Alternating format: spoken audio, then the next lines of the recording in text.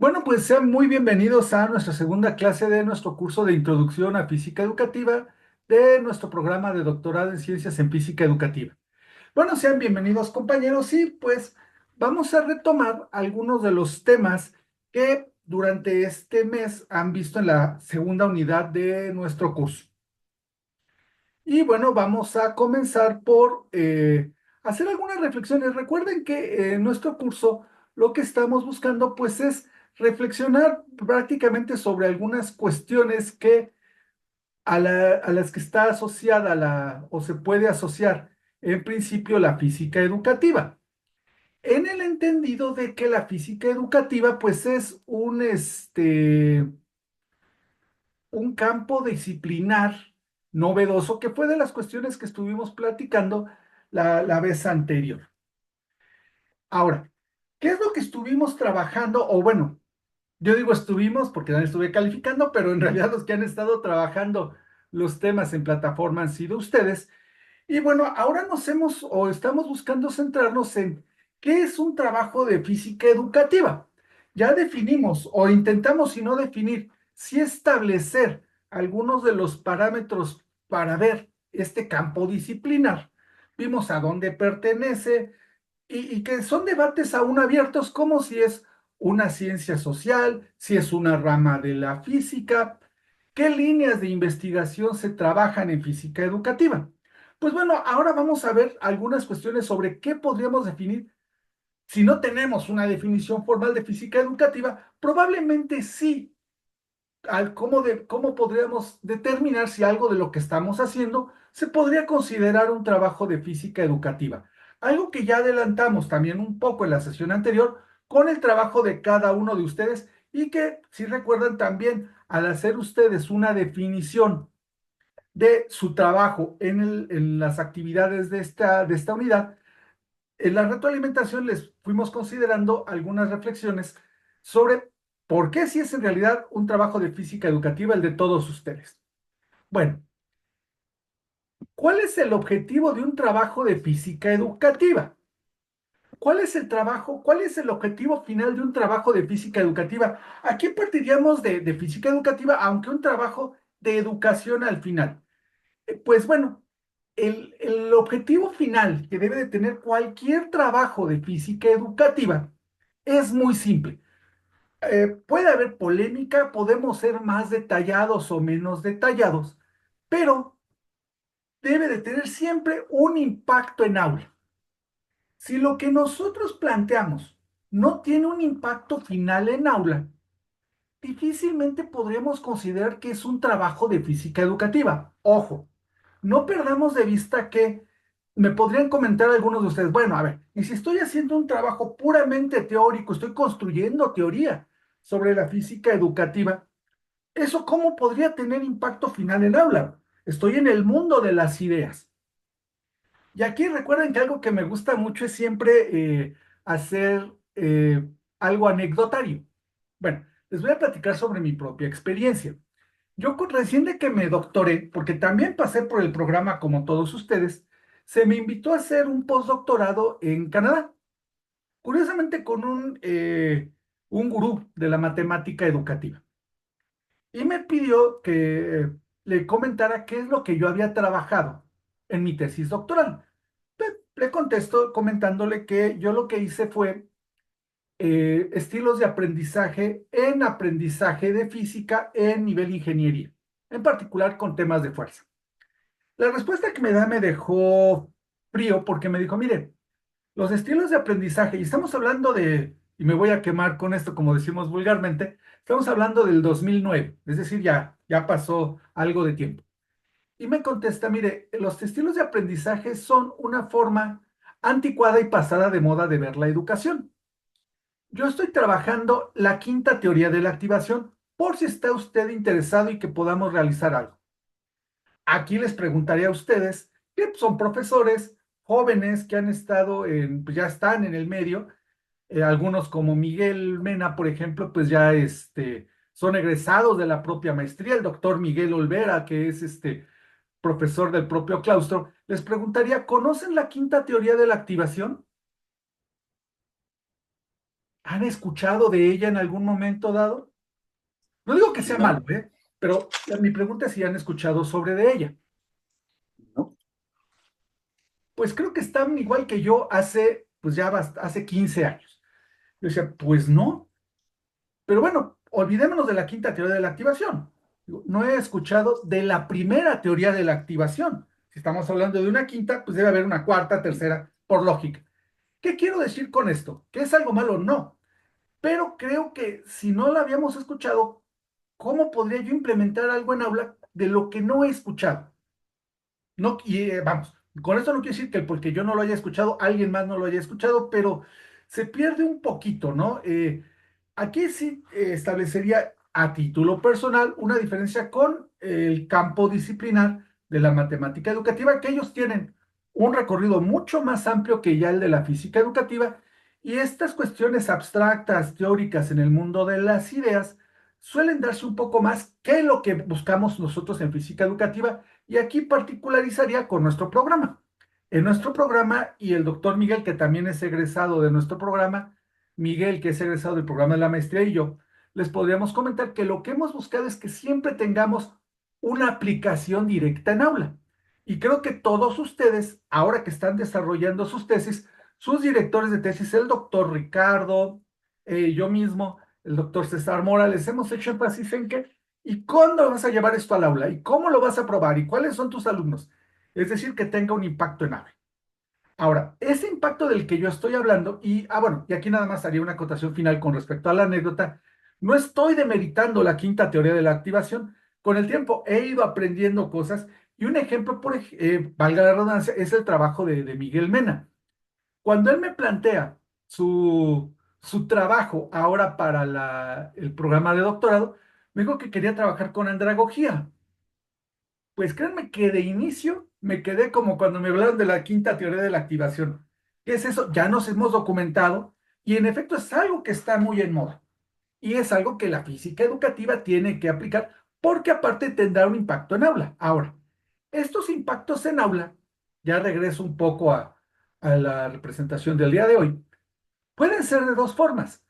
Un impacto directo, es decir, lo que nosotros estamos haciendo directamente tener una aplicación en aula. Creo que eso como que es lo que más a todos, el caso de todos ustedes es como que muy evidente. Lástima que no se ha incorporado todavía Erika, porque también uno podría decir, bueno, y lo que está trabajando Erika, que es el estudio de PISA, de los resultados de PISA vía Machine Learning, pues de inicio no tendría un impacto directo en aula, estarán de acuerdo. Ah, bueno, pero sí va a tener un impacto de un segundo tipo, un impacto indirecto. ¿Qué hablaríamos de un impacto indirecto? Aquí entraría, por ejemplo, si estamos construyendo teoría.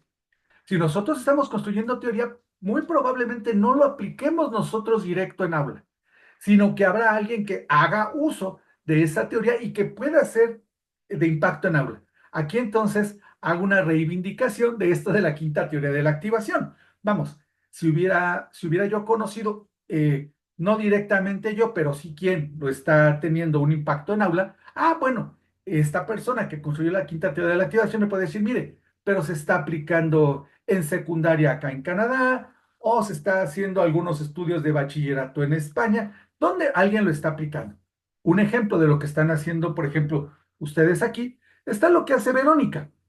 Si nos podemos estudiar, y creo que han tenido desde el semestre pasado algunas discusiones pues, en seminario uno, ¿no, Verónica? Sobre si los PEPRIMS, qué utilidad tenían. Bueno, los PEPRIMS pueden sonar, pues muy teóricos de inicio.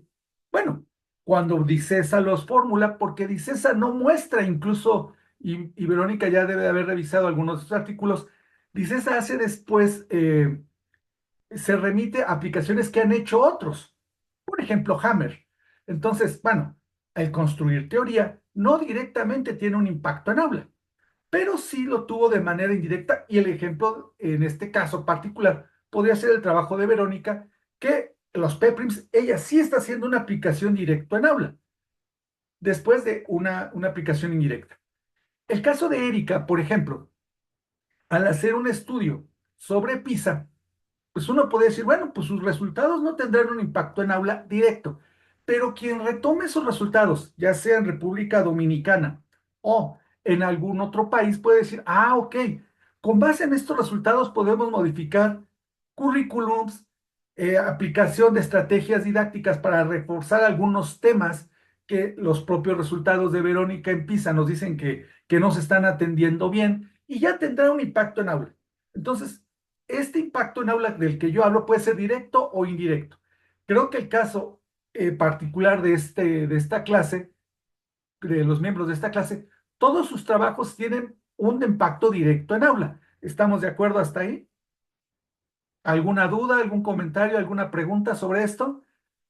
¿Algún comentario les estoy haciendo en la retroalimentación? Y todos ustedes tienen un impacto directo en aula. Esto no quiere decir que también sus trabajos, ¿cómo creen que podrían tener un impacto indirecto en aula? Su trabajo ahorita lo están haciendo directo en aula, pero ¿cómo tendrían un impacto indirecto en aula? Les preguntaría.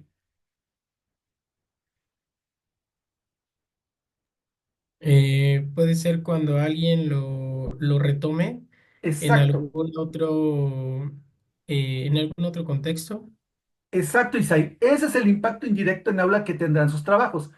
Algo que sé que todos sus directores, porque los conozco, les hacen énfasis es, por ejemplo, cuando están construyendo su estrategia didáctica o su secuencia didáctica de acuerdo al tipo de trabajo que les dicen, hazlo como si lo fuera a aplicar algún otro colega, de manera que lo pueda reproducir. ¿De acuerdo? Ahí es donde tendría un impacto en directo en aula. Ahí entonces también tenemos que pensar en estos dos niveles. Entonces, bueno, creo que queda claro hasta aquí. Ok. Bueno, pero entonces ahora pensemos en qué es una metodología de física educativa. Porque fíjense que esta pregunta me surgió con respecto a el trabajo de Amelia, cuando entrega su tarea. Porque a Amelia me hizo una observación en los comentarios de su actividad. Me dice, bueno, es que mi director de tesis me dice que al yo estarle describiendo mi trabajo, no es la metodología, porque no estoy hablando de si estoy haciendo, con qué estrategia estoy elaborando mi trabajo de física educativa. Ahí tendría yo una discrepancia. Creo que tu director es el doctor Ricardo Amelia, o ya no está Amelia en este momento, sí, ¿verdad? Estoy, no sé si se me escucha. Ah, sí, sí, ya te escucho, te escucho. No, es la doctora Guillermina y Ah, el doctor Gilberto. ok. Aquí hay un error y le voy a jalar las orejas a Guillermina. La metodología en nuestro campo disciplinar es un conjunto. ¿Por qué? Porque tenemos que trabajar sobre diferentes cuestiones. Lo que ellos están mencionando, y esto va para todos, es qué estrategia educativa estás utilizando. La metodología de nuestros trabajos de física educativa tiene que incluir todos estos puntos. Número uno, la estrategia educativa con la que vamos a trabajar, que creo que es lo que te están diciendo en ese momento. Concéntrate en esto. Ok, me parece correcto. Hay que tener una estrategia educativa, pero cuidado, no todos los trabajos de física educativa necesariamente tienen una estrategia educativa. Y aquí me regreso nuevamente al trabajo de Erika. El hacer un estudio usando Machine Learning para estudiar PISA no lleva intrínseco una estrategia educativa. Hace un estudio de estrategias educativas probablemente, pero no es en sí mismo una estrategia educativa. Más adelante veremos que si vamos a reportar una estrategia docente, seguramente tendrá incluido una estrategia educativa. Aquí hago, por ejemplo, un comentario del trabajo doctoral del doctor Miguel Olvera. Su estrategia educativa, y lo platicamos mucho en su momento cuando él estaba haciendo su trabajo, era una parte del trabajo, una parte de su metodología, que en ese momento era el uso de los trabajos terminales o de la eh, titulación curricular, como se le llama en el Instituto Politécnico Nacional. Pero no quedaba en esto la parte de la metodología del trabajo. ¿Ok? Entonces sí, en efecto, la estrategia educativa es parte de nuestra metodología. Yo a veces lo suelo decir con algunos de mis estudiantes, Verónica, Miguel, me darán la razón, Miguel Mena, les hablo como de tres patitas o cuatro patitas de acuerdo al tipo de trabajo que vayan haciendo. La estrategia educativa es una. Por ejemplo, en el caso de Verónica, la estrategia educativa ha estado definiendo si es aprendizaje basado en problemas o aprendizaje basado en proyectos, y creo que acabamos decidiendo apenas en la semana que será instrucción por pares. Pero no es únicamente esa la parte de la metodología. Con Miguel Mena hemos estado trabajando y pensamos que la teoría de cambio conceptual podría ser una parte, pero no es únicamente esa la parte metodológica. Isaí, creo que hemos hecho mucho énfasis en que tu estrategia didáctica es el Design Learning, si no estoy equivocado, si lo recuerdo bien. Esa es una parte de tu metodología, esa parte de estrategia educativa, pero no es lo único. ¿Ok? ¿Qué más contiene entonces la metodología en nuestros trabajos de física educativa? Bueno, también necesitamos una metodología de la investigación educativa en sí mismo. Aquí es cuando les van a preguntar en todos los trabajos, a ver, ¿tu metodología es cualitativa o cuantitativa? Fíjense que aquí ya hacemos una distinción de tu estrategia educativa, tu estrategia didáctica, educativa, como le quieras llamar, a tu metodología de la investigación educativa. Va a ser cualitativa, cuantitativa, y eso te va a llevar a los instrumentos, al diseño de instrumentos, etcétera. Esa es únicamente la parte educativa, no. O perdón, la única parte de la metodología de física educativa, no. Aquí tiene que ser una parte que se va complementando con la estrategia educativa. Hasta aquí va más o menos claro. Y seguramente pues ahorita se están peleando mucho en el seminario 2 con todo lo que les están pidiendo la doctora Fabiola y la doctora Silvia de hagan estadística, etcétera. Eso va de acuerdo con la metodología de investigación educativa. De hecho, el seminario 2, el nombre completo es Seminario 2 de Investigación en Física Educativa, Estadística para la Investigación Educativa. Es decir, cubre esta parte. Cada uno de los trabajos de ustedes, algunos son cualitativos, otros cuantitativos, e incluso la misma estrategia educativa se puede estudiar bajo una metodología cuantitativa, cualitativa o mixta. Y ya en los diferentes cursos que van llevando, particularmente en los seminarios, irán aterrizando estas cosas. ¿Hasta ahí vamos claros? Ok. Otra parte metodológica de la cual puede requerirse el trabajo, es tener una metodología de la tecnología educativa a utilizar. ¿Por qué? Porque algo que platicamos y que sí establecimos desde nuestra clase anterior es que física educativa es un campo disciplinar multidisciplinario y en particular para nuestro posgrado y en la actualidad, pues las herramientas tecnológicas son importantes. En no pocas ocasiones estas herramientas tecnológicas tienen una metodología propia para su implementación y validación. Pondré un ejemplo. Si ustedes lo que van a hacer es un diseño como el que hace Erika de Machine Learning, o van a hacer un programa para hacer, ahora no está este chico de Ecuador, Carlos, que van a hacer un diseño de un simulador. No les va a ser suficiente la estrategia educativa con lo que lo van a aplicar y la metodología de investigación educativa con la cual van a estudiar los resultados, sino que también sería necesario, por ejemplo, que la validación que hagan de la herramienta tecnológica que van a utilizar siga un esquema ya establecido en la literatura. Y pongo un ejemplo muy simple. Cuando hacemos un diseño de un software, es recomendable que se siga una metodología específica, por ejemplo, de validación de tecnología educativa. Hay modelos como el de la IEEE que ya está establecido, que les dice, ok, si esto va a ser un software educativo, tiene que cumplir A, B, C. No es que sean muy complicados, pero están establecidos. ¿Por qué? Porque fíjense que en no pocas ocasiones pasa, y seguramente a todos ustedes como profesores les ha llegado a pasar, que alguien llega y dice, miren, aquí tenemos un serious game, un juego educativo, o tenemos este simulador, o tenemos esta tecnología, este robot educativo. Sí, pero en realidad cubre lo que se requeriría para que pueda funcionar como una herramienta educativa y no se quede incluso y se vuelva un distractor en nuestra clase. Ah, ok. Si esta tecnología cubre una metodología de tecnología educativa, vale, pasa y lo podemos utilizar. Si no, podríamos nosotros establecer un protocolo de metodología de tecnología educativa para validar. Entonces, es otra metodología que también, otra parte de la metodología que puede y debería ir incluida en nuestros protocolos de metodología de física educativa, si es el caso de nuestro trabajo.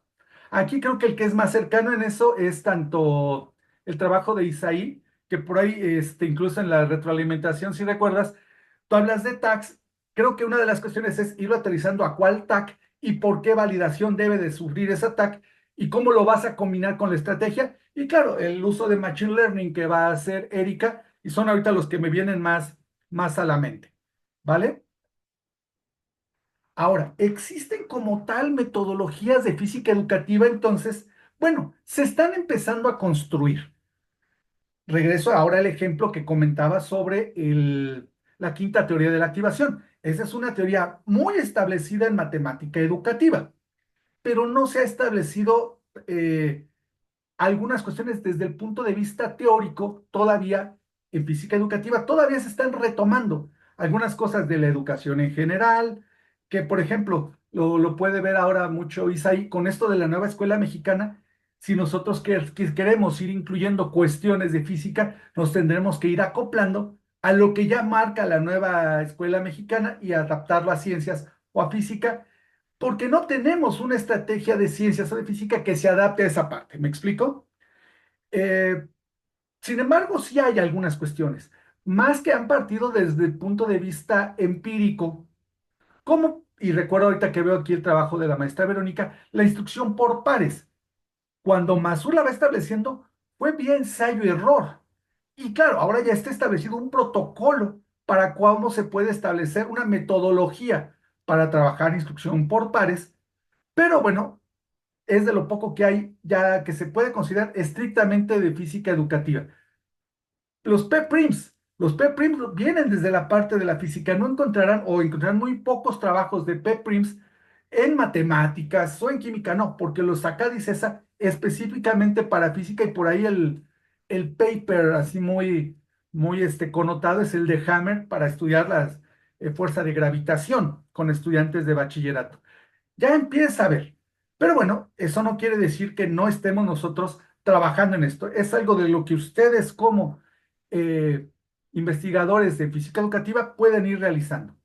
Hasta aquí queda claro, Amelia. Entonces ya te queda claro que si no está equivocado que te haya dicho la doctora Guillermina que tu estrategia didáctica es metodología, pero no es únicamente eso, sino que es todo un conjunto de cuestiones que complementan toda la metodología para un trabajo de física educativa y en particular para lo que nosotros evaluamos y queremos aquí en nuestro programa. ¿Sí queda claro, Amelia? Para los demás queda claro porque todos ustedes tendrán que seguirlo. ¿Queda claro? Muy bien. Continuemos. Ahora, otra de las cuestiones que se trabajó en esta parte del curso, bueno, esta parte de cómo se ha ido construyendo la física educativa, en el entendido de que la física como tal ha ido siguiendo su camino. Y no me quiero remitir al capítulo de Big Bang Theory cuando Sheldon empieza a explicar qué es la física. No, no nos vamos a regresar al tiempo de los griegos, que podríamos hacer, pero no lo vamos a hacer. ¿Cómo se ha ido construyendo? Y recuerden que también hubo una tarea en la cual tenían que ir diseñando cómo se ha ido haciendo la física educativa y cómo ha ido evolucionando lo que ustedes van a trabajar, porque eso también es importante. Y ustedes lo mencionaron hace rato, cuando hablábamos del impacto indirecto. Pues bueno, todas las referentes que vamos teniendo. Entonces, veamos un recorrido así muy somero y muy rápido sobre esta parte de la física educativa. Se ha hecho desde la física, y esto es bien importante considerarlo. La física educativa se ha hecho a partir de la física. Y aquí puse algunos referentes, pues más o menos comunes o conocidos de la disciplina, como David Sokolov, Ronald Thornton, Lillian McDermott, Marco Moreira. Tenía que poner algún mexicano, porque sí, también no podíamos dejar fuera a alguien de la región. Bueno, Moreira es brasileño, Jorge Barojas, todos ellos son físicos que tuvieron el interés, la motivación y en no pocos casos la necesidad de ir al aula y ver que pues no bastaba únicamente con el conocimiento disciplinar de física. Todos ellos son físicos de muy alto nivel. Y aquí incluso me gustaría poner el ejemplo de Carl Weizmann.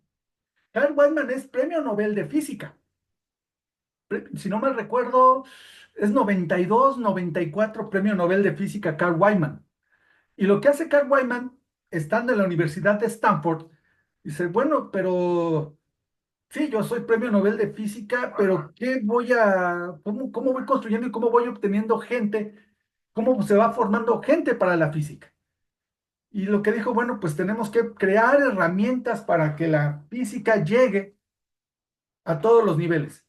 Y simplemente lo que hace es donar el premio Nobel y con eso se crean las simulaciones FET. Sirva como ejemplo de gente, pues, si un premio Nobel de física con ese nivel está interesado en la física, así es como se ha ido construyendo. Todavía estamos en la construcción de la disciplina, como comentábamos la clase pasada, pues entonces también estamos en la construcción, si se vale el término, de quienes van a desarrollar el campo disciplinar, que son ustedes. Pero bueno, partimos de que se ha construido a partir de la física, físicos educativos empieza a ver, y ya incluso algunos connotados, yo hablaría, al menos en nuestro medio, por parte de Diana López, por ejemplo, hablando de lo de FED 2001. Ah, gracias, doctor Miguel. Sí, Carl Wyman, entonces premio Nobel de 2001. Bueno, ya tiene tiempo, pero sirva como ejemplo. También está el caso de que, ay, el de las ondas gravitacionales, Kip Thorne. Kip Thorne, él también le interesa mucho la formación de gente, y él lo que hizo fue donar o utilizar parte del premio Nobel para ser productor de la película esta Interestelar, en el entendido de que iba a servir como un medio de divulgación, otra vez impacto en aula indirecto, para la divulgación de la física. Y ejemplos podríamos ir siguiendo. Aquí, por ejemplo, recuerdo Jorge Barojas es de la Universidad de la Sorbona en Francia, ¿verdad, Miguel? Es donde se graduó el doctor Barojas y él hizo mecánica cuántica. O sea, vamos, él Sí, no es un improvisado y es alguien de los que hace rato hablábamos de los ejemplos de competencias. La persona que a mí más claro me ha hablado sobre competencias en física fue Jorge Barojas. Y bueno, pues todos ustedes tienen de alguna manera la experiencia como físicos. Entonces, pues la vamos sacando por acá.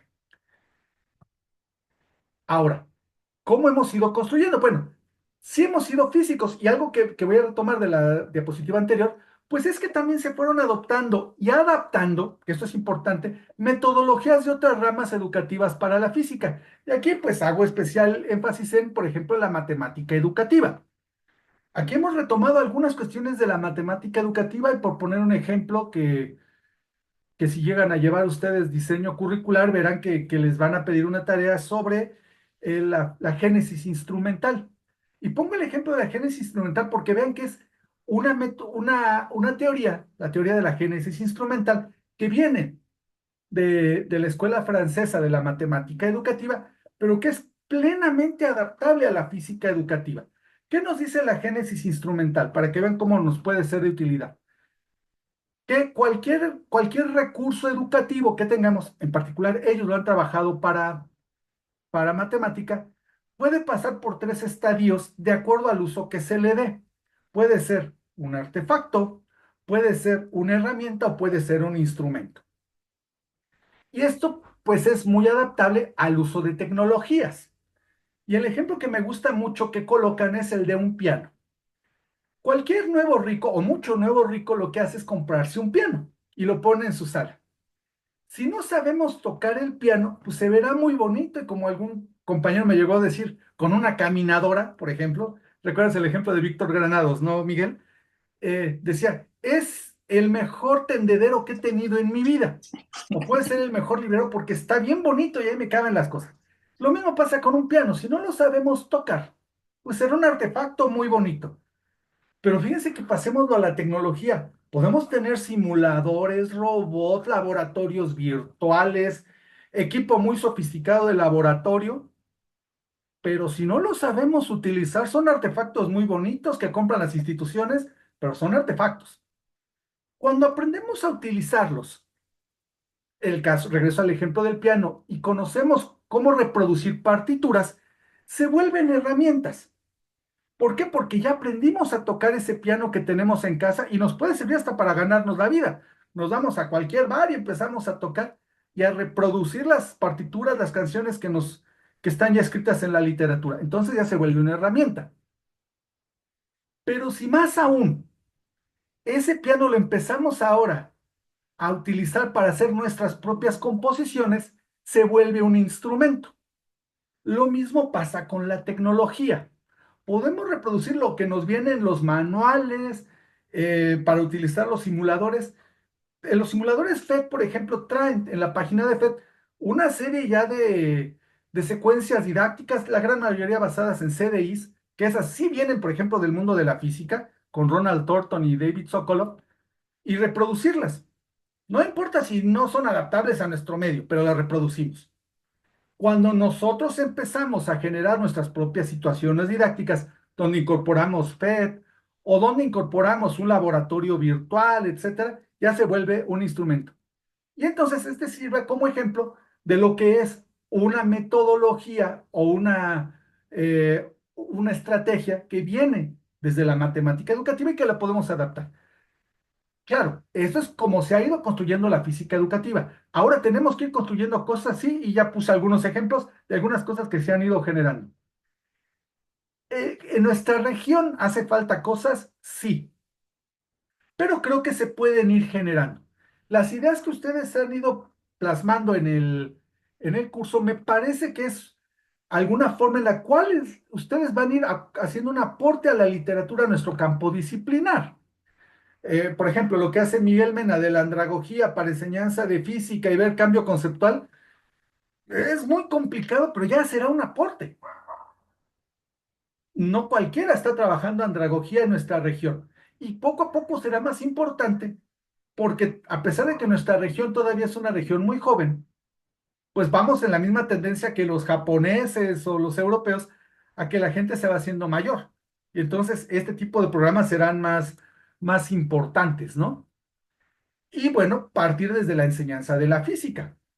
O en el otro extremo, ahora no está Ana, pero cuando trabajamos cuestiones para chicos de preescolar o de primaria, también desde nuestra disciplina de la física educativa podemos hacer aportes hacia cómo se forma el niño, estructuras de pensamiento, desarrollo de saberes y pensamiento científico, explicación de fenómenos naturales, adquisición del lenguaje, todo a partir de la física. Entonces podemos ir ya no solamente adaptando y adoptando de otras disciplinas, sino a partir de la nuestra propia. Y bueno, aquí se sigue construyendo nuestra disciplina y hay cosas tan complejas como esto que precisamente platicaba con Diana López el día de ayer. Pues ustedes seguramente han oído hablar del pensamiento matemático, ya está muy establecido e incluso está en los programas. Existe y es curioso que esté tan adelantado lo que es el pensamiento computacional. Ahora casi todos los planes y programas de estudio nos piden desarrollo pensamiento crítico, pero algo que es muy reciente es, bueno, ¿y existe el pensamiento físico para desarrollarlo? ¿Eso a quién creen que le toca estudiarlo y desarrollarlo? A nosotros como físicos educativos. Y hay gente que ya lo está trabajando, incluso gente egresada de nuestro programa como el doctor Marcos Campos en la Universidad de Hidalgo, que están desarrollando esto del pensamiento físico. La propia doctora Guillermina ahorita está empezando a trabajar un proyecto que vamos a ver con la Universidad de Guanajuato sobre a ver si se puede desarrollar pensamiento físico. Eso ya es aporte desde nuestra disciplina. Insisto, todo lo que están haciendo ustedes, pues puede ir aportando ya en nuestro campo disciplinar. ¿Hasta aquí alguna duda, comentario? ¿No? ¿Todo claro? Muy bien. Vamos bien en tiempo. Bueno, pero bueno, como toda disciplina, y aquí vamos a meternos en algo que yo platicaba previo a que iniciáramos la tarea, perdón, la clase del día de hoy con la maestra Verónica, una debilidad que tiene toda la investigación educativa, ¿eh? Cuando vemos papers, libros, reportes, les puedo asegurar que todo dice que funciona. Todo funciona y funciona muy bien. Y si usted lo aplica, debe de funcionar. Ese debate lo tuvimos hace muchos años en el programa y nuevamente regreso al anecdotario. Y ahí para que Isaí se lo digas al doctor Ricardo, seguramente lo va a recordar En alguna tesis, tú conoces a Manuel Sandoval, Miguel, en la tesis de Manuel Sandoval, él reportó aplicando CDIs y ¿cómo se llama esto de, el factor de Hake para estudiarlo, encontró que le daban resultados negativos. Ya que el factor de Hake te dé negativo, casi casi se puede interpretar como que no solamente no aprendiste, sino desaprendiste, si se vale el término.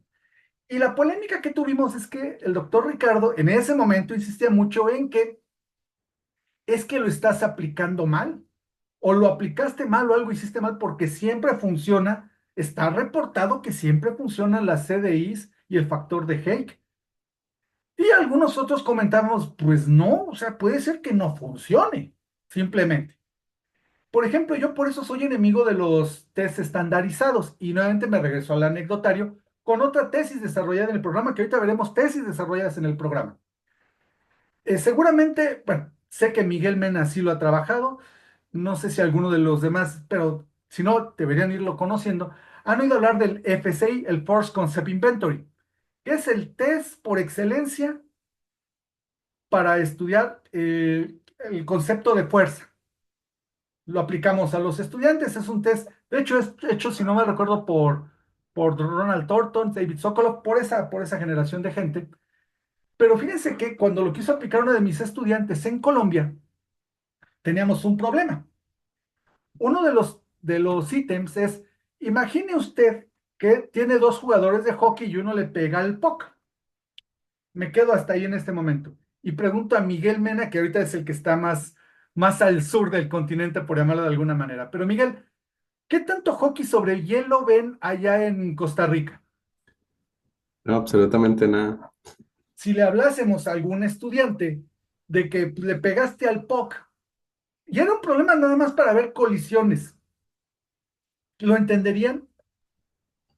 No, para nada, Muy sería probablemente incógnito. no.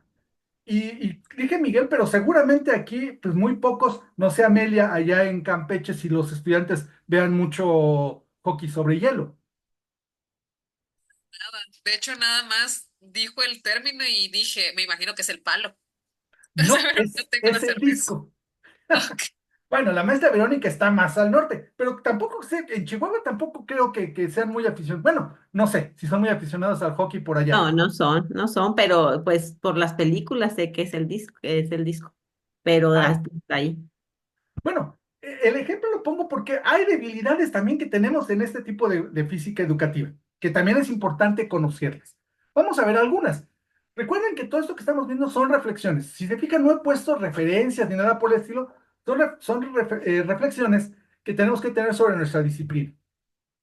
Una bien importante y que nos pega a todos, la situación normativa institucional. Eso nos pega mucho, mucho, mucho. Y el que me diga que no tiene problemas con la situación normativa e institucional a la hora de hacer su investigación, casi, casi le puedo decir que me está mintiendo. Todos tenemos problemas con la normativa. Pongo un ejemplo muy propio, del propio Politécnico Institucional, el Instituto Politécnico Nacional. Hasta hace no muchos años, y Miguel, que ha sido subdirector, me dará seguramente un jalón de orejas, pero hace no muchos años se trabajaba, como en no pocos lugares se sigue trabajando, usted tiene que entregarme calificaciones como profesor después de hacer 3 exámenes departamentales, asistencia y tareas. Punto. Oiga, pero es que yo apliqué, que quiero aplicar CDI, si quiero hacer evaluación con rúbricas. No, no, no, no, no. Aquí es un examen departamental y se acabó. Oiga, pero es que pues, yo los resultados de investigación, vea lo que ha hecho Sokolov en Estados Unidos y bla, bla, bla. Usted me tiene que hacer esto. Díganme si estoy equivocado. Entonces, todos tenemos esta debilidad. No digo que sea una debilidad fatal. Hay formas de irlo adaptando. Por ejemplo, con la maestra Verónica, algo que platicamos es que, ok, vamos a hacer la estrategia y que nos sirva como examen final después hacer eh, los problemas para estudiar los PEPRIMS y ver cómo nos sirve el reforzamiento. Los tenemos que adaptar. Y eso no nos lo va a decir prácticamente ningún libro. Les comento, alguien de los grandes gurús en el área es David Sokolow. Y aquí la segunda o tercera tesis de doctorado fue de la ahora doctora Yolanda Benítez, y ella hizo CDIs. Y nos llamó mucho la atención los que estábamos en el jurado porque cuando da sus resultados, dijo, no, yo obtengo ganancias del 90%. Y ahí también es un poquito cuestionable, o sea, porque nos podemos parar de cabeza y es muy difícil que tengamos ganancias tan altas. No, porque son no inherentes a nuestro propio desarrollo. Pero fíjense que después ella hizo el examen, digamos, este mes y a los 2 meses fue a PT, acá en Ciudad de México, y vino David Sokol. Ah, porque le comentamos, bueno, ¿y cómo das tus clases? Como parte del examen doctoral. Dijo, no, no, no. Ah, no, le dijimos, ¿cada cuándo aplicas CDIs? Y dijo, no, yo ya es lo único con lo que trabajo, únicamente hago CDIs. Ahí también nos brincó un poco porque en ninguna institución nos iban a dejar trabajar únicamente con CDIs. Y estoy hablando más o menos del año 2010, pues menos aún. Repito, a los 2 meses viene David Sokolow y a alguien se le ocurre inocentemente, llamado en ese entonces candidato a doctor Mario Ramírez, y le dice, oiga, ¿y cada cuándo usted, que es el creador de las CDIs, las aplica? Ah, una vez a la semana. Ah, caray, ¿y el resto de las clases cómo las dan? Igual, las sigo dando, este, magistral con gis y pizarrón. Ah, caray. ¿Por qué? Pues porque la propia institución, el propio, en ese entonces, él es de la Universidad de Oregon, si no mal recuerdo. No, sí, creo que sí es de la Universidad de Oregon, pues también está restringido. Entonces, es una de las primeras debilidades que tenemos para realizar investigación en física educativa. Esto es bien importante, el nivel epistémico, y no nos espantemos con los términos. Epistémico o epistemológico en el entendido de cómo conceptualizamos el conocimiento, para no, aunque también es una de las debilidades, ahora que lo pienso, que nosotros venimos de un medio probablemente disciplinar de la física e irnos introduciendo estos términos es un poco complicado. Pero bueno, como alguna compañera de ustedes, que ella sí viene de la parte de ser maestra normalista, me dice, bueno, es como cuando ustedes nos hablan de entropía. Entonces también entran en un shock, ¿no? Esa es la parte rica también de nuestra disciplina. El nivel epistémico o epistemológico de lo que pensamos que es el conocimiento. Y pongo un ejemplo. Cuando Miguel, ¿recuerdas? Fue en el taller de Puebla, si no mal recuerdo lo que dijo Adrián Corona. Y esto me ha hecho mucho ruido alrededor de los años. Presentó una ponencia que decía, no todos pueden aprender física. Ya con los años fui yo aprendiendo, bueno, es que, ¿qué entiendes por física? Y yo les preguntaría, ¿es lo mismo física para un nivel de estudiantes de mayores de edad, Miguel Mena, que lo que es para estudiantes de básica? ¿Sería la misma física? No, me siento que sí tiene bastante diferencia, bueno, partiendo también del enfoque. Claro. Isaí, tú que tienes una formación fuerte, valga la redundancia, en física, ¿es la misma física que necesariamente desarrollas con chicos de bachillerato? Cambia el nivel de profundidad que se le tiene que dar a algunos temas. Claro, Algunos el nivel de simplemente se quedan conocimiento en es diferente, conceptual. ¿estamos de acuerdo? Es correcto.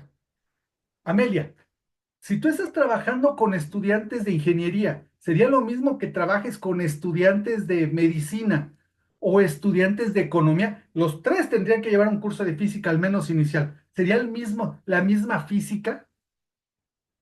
No, porque el fin para el que se quiere explicar, que se quiere comprender esto son diferentes. En ingeniería es hacia aplicación, a lo mejor en medicina es para movimientos, biomovimientos, y la verdad en economía, no sé, no se me ocurre, No, no, pero en medicina sí lo puedo vislumbrar y pues en la ingeniería también. claro, entonces, si se fijan, son diferentes, ¿estamos de acuerdo? Entonces, el nivel epistémico también nos da no una debilidad, sino tal vez un área de oportunidad, pero que sí tenemos que considerarlo en nuestras investigaciones en física educativa. Voy al siguiente. Y este es bien importante. Y este me gusta, bueno, no es que me guste mucho porque me guste, pero creo que aquí me voy a detener un poco. El nivel de generalidad que alcanza la investigación. ¿Por qué? Porque el nivel de generalidad es bien, bien complicado en física educativa. yo les pregunto lo siguiente. Si yo estudio, incluso a nivel experimental o nivel teórico, la segunda, perdón, bueno, la ley de gravitación universal, el valor de la aceleración de la gravedad, que creo que es un experimento que es más o menos común en todos, sería diferente o muy diferente el resultado que lo obtendría si lo hago en San José de Costa Rica, en Campeche, en el Estado de México, en Chihuahua. ¿Sería muy diferente el resultado que obtengo? Tendría que, sí, dentro de un rango, pero no podría obtener que en Costa Rica me salga 100 metros sobre segundo al cuadrado y en Campeche me salga -5. ¿Estamos de acuerdo o no? Estaremos más o menos entre alrededor del 10 metros sobre segundo al cuadrado, hacia arriba, hacia abajo, un poco más, de acuerdo a las condiciones de altura, pero bueno, no más allá de eso. ¿Estamos de acuerdo? Es decir, en física sí tenemos resultados generales. En investigación educativa es muy difícil. ¿Por qué? Porque fíjense que este esquema lo conocimos con la doctora Luz María de Guadalupe, ¿verdad, Miguel? Hace ya algunos años en la Superior de Física. La gran mayoría de los trabajos que nosotros hacemos en investigación educativa, y en este momento de los que estamos aquí, todos estamos, incluyendo lo que hizo el doctor Miguel, incluyendo lo que hice yo en mi tesis doctoral, al nivel de experiencia docente. Es decir, lo que hacemos en nuestros propios grupos. ¿Estamos de acuerdo? Extrapolarlo a que ese resultado nos va a funcionar, o va a funcionar en otro lado, es bien complicado. ¿Es malo reportar esto? No. Me remito ahora que ustedes ya están haciendo sus propias investigaciones. Díganme si no, la inmensa mayoría de las citas y referencias que han revisado al momento están en este nivel de experiencia docente. Es decir, el investigador que reporta dice, bueno, yo lo hice en este contexto, bajo estas condiciones y prácticamente hasta ahí. ¿Estamos de acuerdo? Casi todos. Yo les puedo decir, mi propia tesis doctoral, yo la hice con un grupo que creo que ahora ya no me aprobarían mi tesis doctoral, pero bueno, lo hice con un grupo de la Escuela Superior de Cómputo en la carrera de Ingeniería en Sistemas Computacionales, conformado por 8 personas. Más experiencia docente que eso no lo hay. Y a mí me gusta mucho establecer este ejemplo de la dificultad que es pasar al siguiente estadio. Todos nosotros somos y seguimos siendo docentes frente al grupo, ¿estamos de acuerdo? Y nos ha tocado en no pocas ocasiones, si no es que en la mayoría de las ocasiones, incluyendo al doctor Miguel, incluyendo Memi, que nos dan para el mismo semestre o el mismo año la misma materia en 2 o más grupos. ¿Estamos de acuerdo? Grupos que en ocasiones nos tocan separados pared con pared. Salimos de este salón y nos metemos al siguiente a dar la misma materia del mismo nivel en la misma escuela. ¿Estamos de acuerdo? Y nos ha tocado que son grupos diferentes y tenemos que adaptar y tenemos que hacer cosas diferentes. ¿Estamos de acuerdo? Imagínense, ya le quitó un nivel de generalidad. Cada grupo, incluso porque así ha pasado, podríamos hacer una investigación comparando, y a veces así se hace, nuestros dos propios grupos. ¿Estamos de acuerdo? ¿Eso está mal? No. Al contrario, es lo que la inmensa mayoría van a encontrar. ¿Que hasta ahí se queda la investigación educativa? No. Hay un siguiente nivel de generalidad, que es llegar al nivel de innovación educativa. ¿Cómo llegamos a un nivel de innovación educativa? Bueno, el nivel de innovación educativa es cuando nuestras investigaciones, nuestros resultados se pueden generalizar al nivel de un sistema. Pongamos un ejemplo. Eh, Amelia, por ejemplo, allá en la universidad, ay, ¿cómo se llama tu universidad? Se me fue ahorita el nombre, tenía la punta de la lengua, la del Carmen. Universidad Autónoma del Carmen. Exacto, en la Autónoma del Carmen. Vamos a suponer que están trabajando ahí y a todos los grupos se establecen que trabajen con instrucción por pares. Pongo un ejemplo burdo. Y les funciona a todos en la Universidad del Carmen. Entonces quiere decir que para todo el sistema de la Universidad del Carmen funciona. Ya no dependió de que fue en el grupo de la maestra Amelia, de la maestra Y, de la maestra Z. Entonces se vuelve un resultado de innovación educativa porque se generalizó para un sistema. Eso ya es complicado, estamos de acuerdo, pero puede darse. Que ese resultado se pudiera llevar a la Universidad Autónoma del Estado de Campeche, no necesariamente. Funciona para el sistema de la Universidad del Carmen. Hay un resultado que yo conozco porque me es muy cercano en la Universidad de Northwestern en los Estados Unidos, trabajan con el sistema 4MAT. Y es la única que trabaja así hasta donde yo recuerdo. Tengo muchos años trabajando con 4MAT y es la única que sé que trabaja exclusivamente con 4MAT. Bueno, funciona para ellos, es un resultado de innovación educativa. ¿Es un resultado más general? No, porque lo sacamos de ahí y ya no funciona. La nueva escuela mexicana, vamos a suponer que llegase a funcionar, que yo creo que más que menos podrá llegar a funcionar, pero vamos a suponer que funcionase. ¿Será válida como un resultado general de investigación educativa? No, seguirá siendo un resultado de innovación educativa porque funciona únicamente en el sistema público de educación en México. ¿Ven entonces la complicación para irlo generalizando? Ok, pero ¿habrá resultados más generales? Sí, sí lo hay. Cuando llegamos a al estadio más amplio, que es el resultado general de investigación educativa, estamos hablando de muy poquitos resultados, pero que sí son muy fuertes. Y fíjense, yo siempre me remito a dos ejemplos y son así muy fuertes. Uno muy general, bueno, si hablo del constructivismo, pues claro que estoy hablando de un resultado general de investigación educativa, porque el constructivismo, dado mucho trabajo, resultados, etcétera, pues está reportado que funciona en todos lados. Remitámonos a nuestra disciplina y algo que se van a encontrar mucho, mucho, mucho, es el aprendizaje activo de la física. Ah, bueno, pues está demostrado que funciona, aún así con ciertos bemoles, ¿verdad, Miguel? Cuando hablamos con el doctor Moltó, pero bueno, vamos a suponer que el aprendizaje activo de la física. Y hasta ahí, yo no en este momento no encontraría más resultados que me vengan a la memoria, no digo que no los haya, de resultados generales. Ahora, si nosotros no llegamos a un resultado general de investigación educativa, ¿nuestra investigación está mal? No, pero sí es una debilidad porque no podemos generalizar. ¿Hasta aquí estamos de acuerdo todos? Pueden ver que sus resultados son casi todos. Tal vez el de Erika, y me remito mucho porque lo de PISA pues es un poco más amplio, quedaría en innovación educativa porque incluso ella lo va a trabajar para República Dominicana, pero no creo que llegue al resultado de investigación educativa. Si lo pudiese generalizar sería genial, ¿vale? Ok. Y bueno, pues tenemos otro tipo de debilidades que son problemas éticos. Y aquí no me quiero detener mucho porque este es muy, muy, muy polémico en el área y me regreso un poco incluso a las situaciones de la metodología. Y pongo un problema, porque también aquí estamos trabajando con seres humanos, con formación de seres humanos. Y se llegan a generar problemas éticos.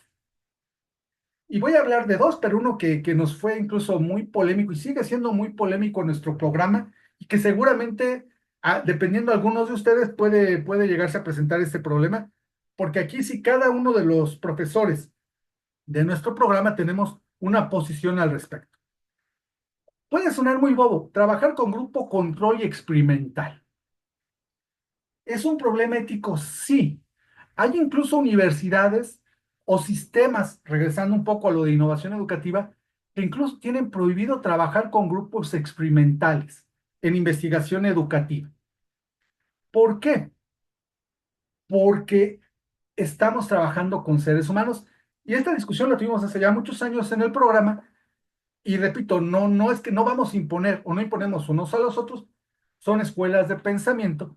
Pero, por ejemplo, si alguien comentaba, uno de los colegas decía, bueno, es que la ciencia así se trabaja. No podemos hacer estadísticas si no trabajamos con grupo control y grupo experimental. Contraargumento. A ver, vamos a suponer lo que está haciendo Isaí con Design Learning y uso de tags. Y que él dijera, ok, voy a tomar un grupo control donde voy a dar con mal llamadas clases tradicionales. ¿Qué hipótesis tenemos de origen de las clases tradicionales? Que no funcionan, ¿estamos de acuerdo? O que funcionan menos. Y entonces vamos a beneficiar a un grupo con respecto al otro. Ahí ya presenta un problema ético. Recontraargumentación del colega dice, no, ni modo, es que así se trabaja en ciencia. Por ejemplo, tenemos en medicina que trabajamos grupo control y grupo experimental, a uno le damos placebo y al otro le damos el medicamento experimental. Recontraargumento. Sí, pero si funciona el medicamento experimental, al grupo control le quitas el placebo y le das el medicamento. En educación no lo puedes hacer, no le puedes decir, ok, que Isaí dijera, ¿qué creen mis resultados de aplicar Design Learning y el uso de tags me funcionó. Este grupo que fue control el semestre que entra vuelve a llevar física 2 porque vamos a llevarlo ahí. Recontraargumento. Bueno, así se trabaja en la ciencia. Muchos pollos han muerto, ¿no? Ahí ya rayamos en que no es tan válido el argumento. Pero bueno, es válido, sí. ¿Por qué? Porque escuelas de pensamiento como la escuela norteamericana, si ustedes presentan, por ejemplo, papers en revistas norteamericanas, si no presentan, en la gran mayoría de ellas, si no presentan sus estudios con grupo control experimental y estadística correspondiente, es muy probable que no les acepten sus artículos. En revistas estilo Physical Review Letters in Education, Physics Teachers, si no presentan ese tipo de estadística, no.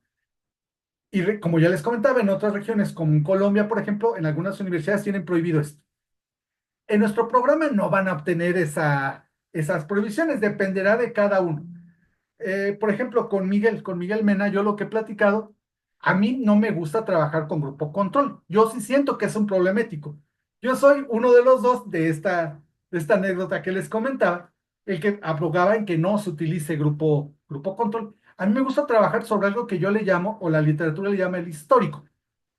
Ya sabemos que no funciona y tenemos estadísticas que nos muestran cuántos alumnos reprueban. Hemos dado nosotros mismos la clase regresándome a la experiencia docente y tenemos evidencia.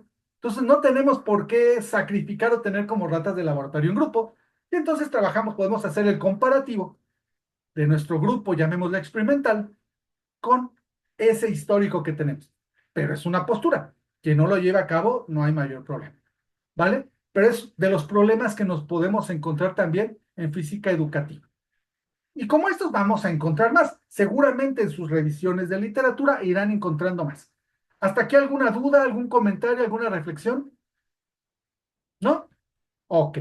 Y como esto, pues básicamente es lo que quería discutir con ustedes el día de hoy. No hasta aquí. Vamos a ver ahora ejemplos reales que tienen que ver con precisamente analizar algunos trabajos de física educativa y que verán que todos estos trabajos pues pueden caer en alguno de estos supuestos que hemos platicado el día de hoy. Y veamos, empecemos por ejemplo con, eh, les comentaba que íbamos a checar, por ejemplo, algunas de nuestras investigaciones, en las investigaciones de nuestro propio, perdón, me equivoqué de archivo, en un segundo. Sí, me equivoqué. Déjenme, nada más reviso. Acá está. Denme un segundo. Pero bueno, vamos a revisar porque también cuando nosotros hablamos de de nuestra disciplina, pues tenemos que revisar lo que hemos hecho nosotros. Y bueno, si recuerdan algunas de las tareas, les hemos pedido que pueden revisar incluso el repositorio de tesis.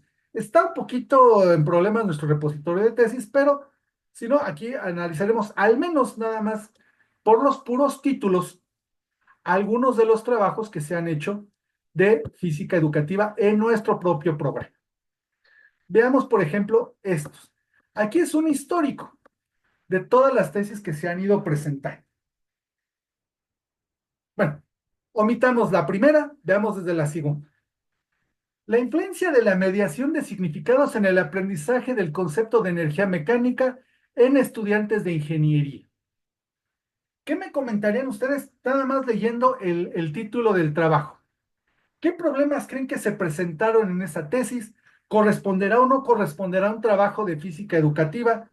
Eh, ¿Qué creen que pasó con la metodología? Sé que les pido demasiado nada más con la pura lectura del título, pero ¿qué opinan de ese trabajo? ¿Corresponderá o no corresponderá, de acuerdo a lo que hemos platicado, a un trabajo de física educativa? Amelia. Sí corresponde, en mi criterio sí corresponde y quiero pensar que tomó en cuenta algún tipo de estrategia con pares, por lo que habla de la mediación de significados en el aprendizaje de la energía mecánica.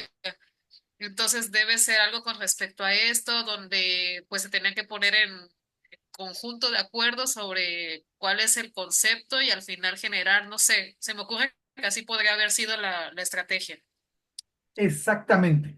Muy bien. Fíjense que aquí también el nivel de generalidad está un poquito escondida, porque cuando nos habla de estudiantes de ingeniería, podemos decir de ingeniería que será lo mismo ingeniería en sistemas que ingeniería mecánica, que ingeniería química, no necesariamente. Entonces, aquí se debía, ella lo hizo en estudiantes de ingeniería mecánica, lo hizo Hilda, en la Universidad del Estado de Tlaxcala. La mediación de significados es por sí misma una estrategia que viene desde la matemática educativa. Estoy hablando de una de las primeras tesis de nuestro programa, entonces, como pueden ver, nos hemos ido refinando. Veamos la siguiente. Desarrollo y aplicación de una metodología de resolución de problemas de física elemental universitaria para enseñanza combinada. ¿Qué opinan de ese trabajo, Verónica? Bueno, ahí ya hay metodologías, pero ahí debió de haber, ya hay metodologías para la resolución de problemas, pero ahí debió de haber modificado alguna de los pasos o la adaptó para la enseñanza de en sí del grupo en específico que estaba viendo. Puede haber muchas características, o sea, analizando un poquito y relacionándolo, por ejemplo, con los grupos que yo tengo un grupo que yo le digo el combo. Son muy poquitos, pero son niños que tienen problemas con el aprendizaje, o sea, traen algún grado de autismo, todos, ese grupito de 10 alumnitos. Entonces, igual pudo haber sido algo así, o sea, yo pensando en mi ambiente, pues, o sea, en lo que yo doy, digo, bueno, sí puedo aplicar y diseñar una metodología precisamente para el aprendizaje de física, pero para mi contexto en específico que si lo llevo a ese grupo, pues no aprenden así como generalmente los que dicen que estamos, entre comillas, bien, ¿verdad? O sea, no Ah, aprenden de formas diferentes. Entonces sí se puede, o sea, sí, eso es lo que yo pensaría ahí. A lo mejor la adaptó, a lo mejor la modificó de acuerdo al ambiente o ¿cómo se le llaman? A los integrantes de esa muestra o de ese grupo. claro. Muy bien, aquí he comentado dos cosas que me parecen importantes. La primera, me regreso al nivel de generalidad y algo que les hemos comentado seguramente todos los directores de tesis a ustedes. Fíjense que aquí habla de, como comenta Verónica, desarrollo y aplicación de una metodología de resolución de problemas. ¿Tú lo vas a desarrollar? ¿Tú la vas a inventar desde la nada? No, seguramente la aplicación de la metodología de resolución de problemas ya está, ya existe. Puedes hacer una adaptación, etcétera, pero que tú la desarrolles es muy complicado y creo que escapa incluso a los alcances de una tesis doctoral. Ojo, primer detalle. Segundo, resolución de problemas de física elemental. A todos ustedes desde el propedéutico se les pidió, si hubieran dicho, voy a hacer una tesis sobre física elemental, ¿qué les hubieran dicho a todos ustedes? ¿Cuál es el tema central? ¿Cuál es el tema específico? Ojo, si no es lo mismo desarrollar problemas para campo eléctrico, para fluidos, para óptica, tiene cada uno sus variaciones. Algo que he platicado, por ejemplo, con el doctor Miguel. Si yo aquí dijera, bueno, es lo mismo hacer resolución de problemas de calor que hacer problemas sobre este, suma de fuerzas. No, porque en uno tenemos un carácter vectorial y en otro no, por ejemplo. Entonces ahí tendremos variaciones. Entonces, cubrir todo también escapa. Claro, todas estas son tesis, todos son doctores desde hace mucho tiempo y se han vuelto referentes en el área, pero vean cómo hemos ido evolucionando, que es lo que quería mostrarles. Veamos algunas cuantas más nada más. Aprendizaje activo del campo eléctrico en estudiantes de ingeniería. ¿Qué opinas, Amelia? Gracias por volverla, porque esa justo la, ya la leí. Es la de Manuel, Este, claro. sí, esta habla sobre, es un tecnológico de Comalcalco, si mal no recuerdo, Así es. en Tabasco, y ese sí, es de aprendizaje por pares. Ay, si la memoria no me falla, eran de personas que estaban estudiando sistemas computacionales o algo por el estilo. Sí, sí. Entonces, el doctor Manuel agarró a sus grupos como grupo experimental y comparó los resultados, la ganancia en el concepto de campo eléctrico contra los de los compañeros docentes. Pero Es, de eso tengo, o sea, sé de lo que habla porque ya lo leí, pero claro, de primera instancia el título no me podría dar la información. claro, como que se necesita ser más preciso. Ahora, una cuestión importante. Repito, también nosotros vamos conociendo, nosotros somos objetos mismos somos, estamos estudiándonos como el propio objeto de investigación, si se vale el término. Fuimos evolucionando. Vean, estas tesis son 2011, 2012, o sea, ya tienen cierto tiempo.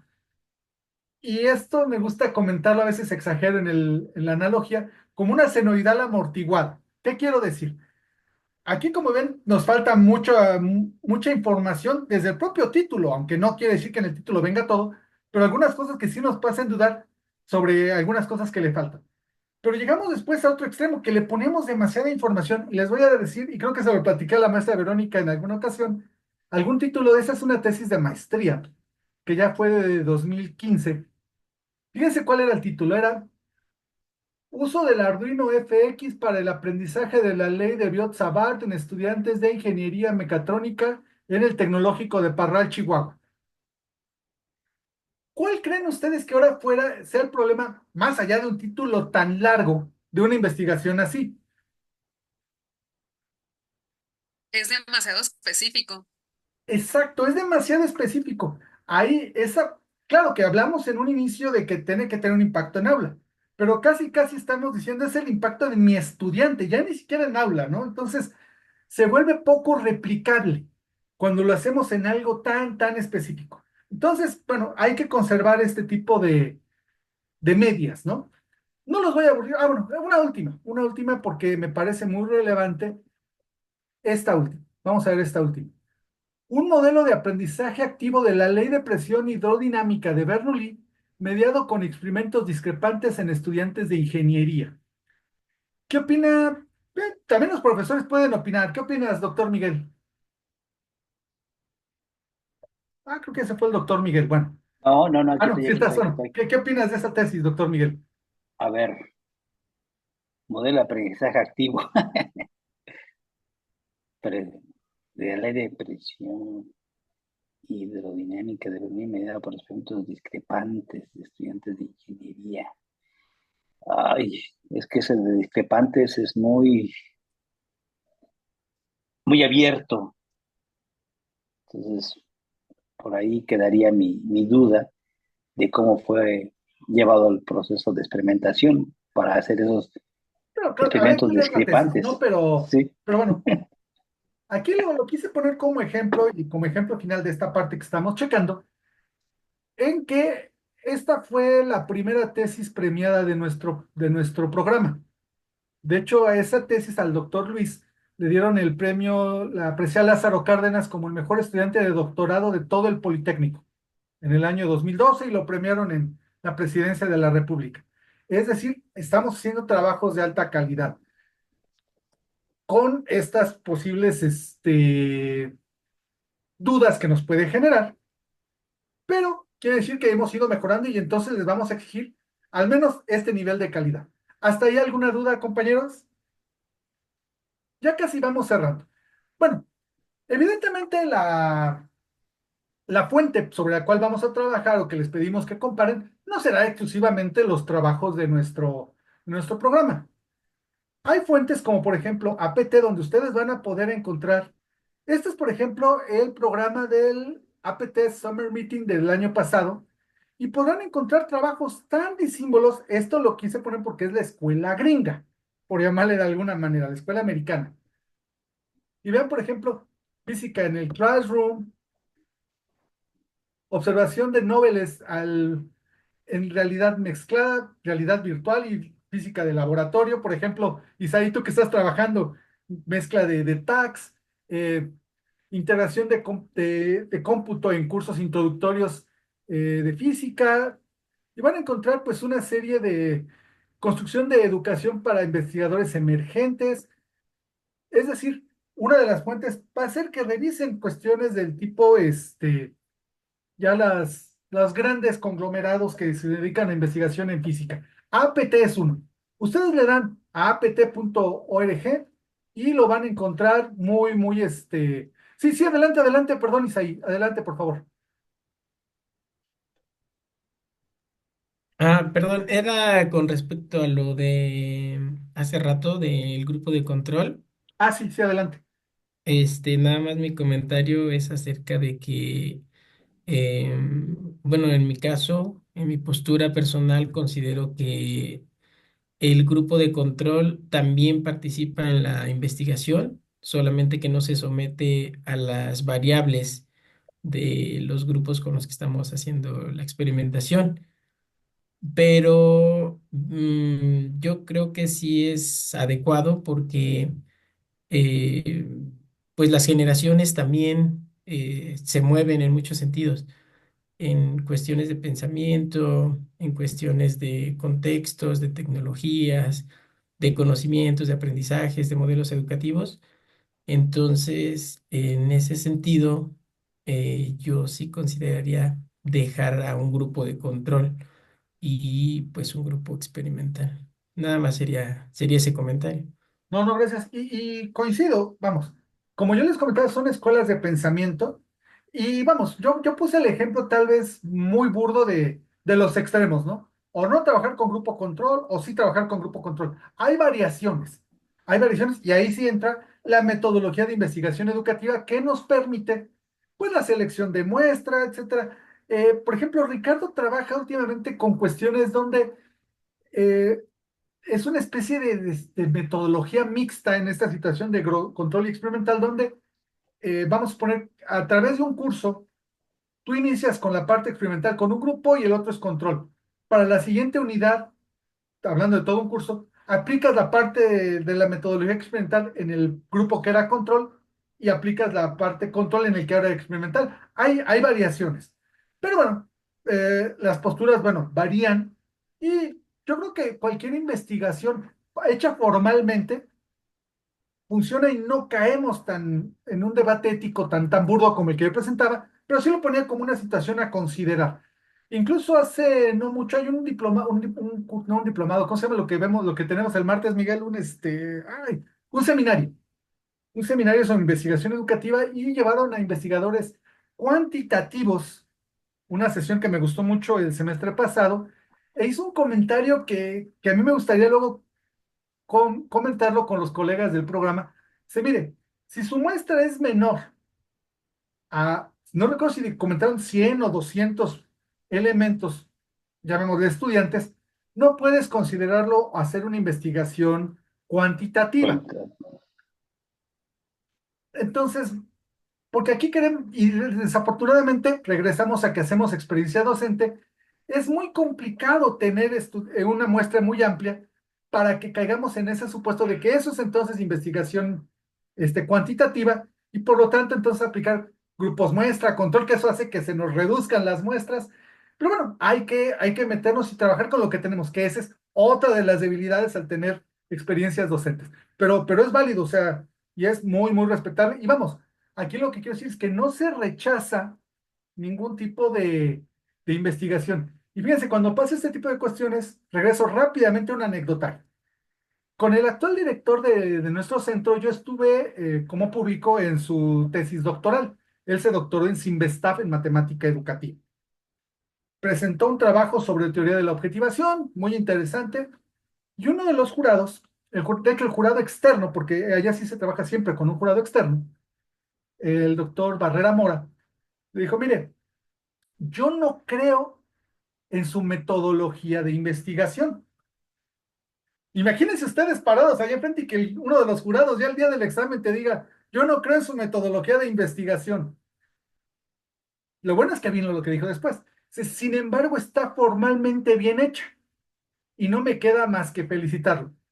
¿Por qué me gusta poner este ejemplo? Regreso a que son escuelas de pensamiento.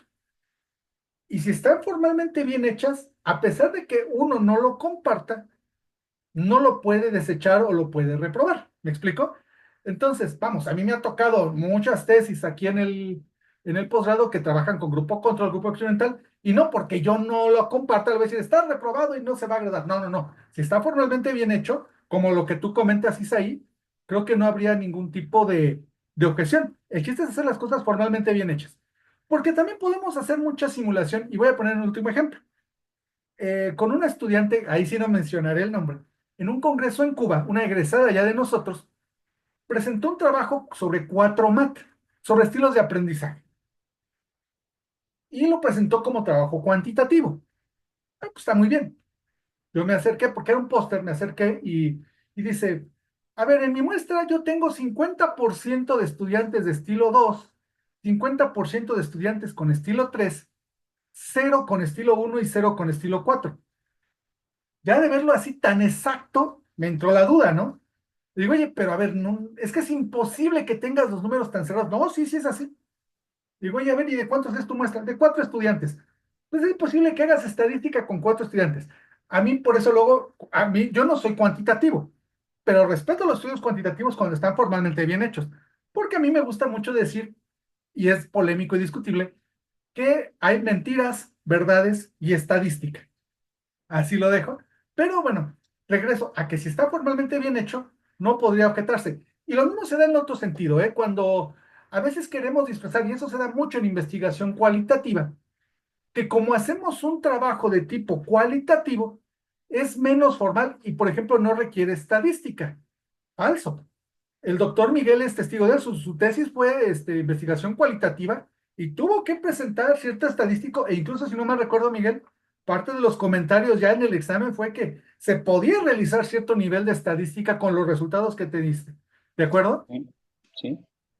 Entonces, bueno, no me voy a prolongar más porque si no sería mucho, pero es hacer las cosas formalmente y se respeta todo, ¿vale? Bueno, esto lo que les estoy mostrando es la parte americana, por llamarla de alguna manera, y tenemos la otra parte, la parte europea, por ejemplo, que es el GIREP. Aquí es los proceedings ay, sí no recuerdo de cuándo es de 2022, del GIREP de 2022.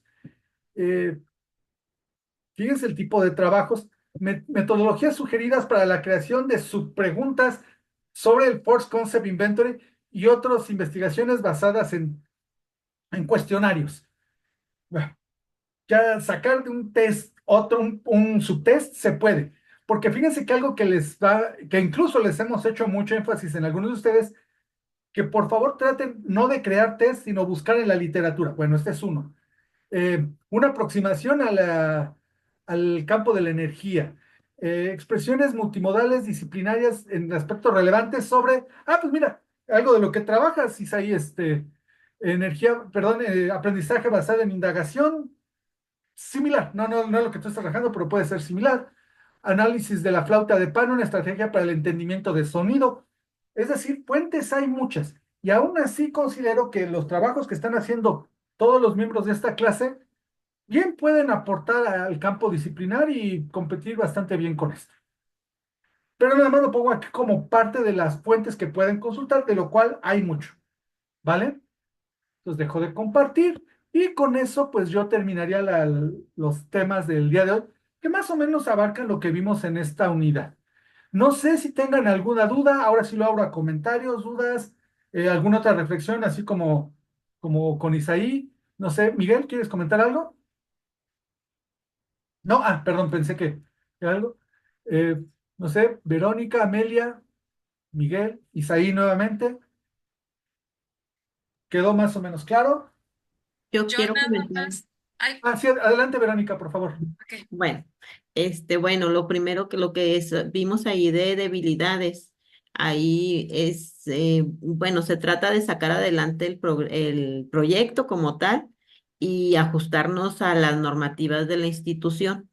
Eh, pero sí saltan ahí cosas, por ejemplo, lo que comentábamos al principio, el tiempo es una de ellas, que Ah, uno se tiene que ajustar a los tiempos que son de la institución aunque uno vaya, se esté arrastrando acá por el tiempo, que necesita más tiempo para aplicar las metodologías. Y luego depende mucho de los grupos, o sea, ya no depende de uno en sí, porque si uno fuera, pues fuera la clase magistral y los llevaba corriendo. Pero ya depende mucho también del grupo, de cómo se va a ir evolucionando la metodología en el grupo. claro. Sí, sí, sí, coincido totalmente. La parte normativa sí nos restringe mucho en ocasiones. Eso me queda claro. Incluso a nosotros mismos acá en Cicata nos restringe mucho. pongo como ejemplo este propio curso. Este curso creo que era necesario hacer este tipo de reflexiones y fíjense que el programa se creó en 2006 y es el primer semestre que estamos dando una materia de este estilo. No porque no quisiéramos, sino porque el camino para poder proponer una materia nueva, etcétera, es bastante complicado en el instituto. Entonces, nosotros mismos adolecemos de eso y no somos la única institución, ¿eh? O sea, cada uno de ustedes, a excepción de Miguel, Miguel Olvera, todos son de instituciones diferentes y creo que todos tendrán problemas con la normativa institucional.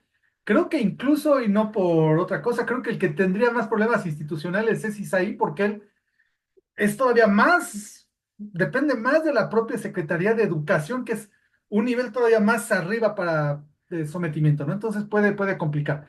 Y la otra, pues sí, adaptarnos es complicado, pero también es interesante, por eso las experiencias docentes son reportables y son muy valiosas, porque así como digo que a veces es difícil la generalización, seguramente los problemas que nosotros tenemos, alguna otra institución, algún otro colega alrededor del mundo lo va a tener. Miren, ahorita les mostré lo que pasa en APT. En APT, Estados Unidos, había una sesión que incluso la dirigía, no sé si la siga dirigiendo el doctor Genaro Zavala, del TEC de Monterrey, y esa se llamaba Enseñanza de la Física alrededor del mundo. ¿Y por qué era muy interesante?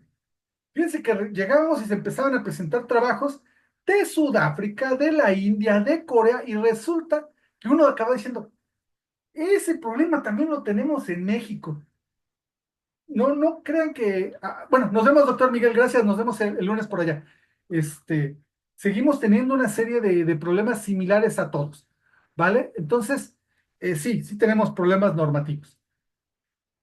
Eh, Amelia, ¿ibas a comentar algo hace un momento? Sí, adelante, por favor. Sí, Doc. Consulta. Sí, El documento donde tiene el listado de las tesis, ¿será que nos lo pudiera compartir? claro, claro, Así como claro. para revisar si algo se adecua o algo podemos investigar al respecto. Sí, miren, se supone que debería estar el repositorio de tesis donde estén todas. Aquí este es un documento que yo tenía de cuando yo era coordinador, lo tuve que hacer, no están todas, pero están las primeras hasta cierto año y lo pueden consultar sin mayor problema. Les comparto la liga porque lo tengo en un documento como Dropbox. Listo, ya está aquí por el chat, lo pueden consultar e igual lo puedo pasar a la plataforma como uno de los documentos de consulta y se los pongo.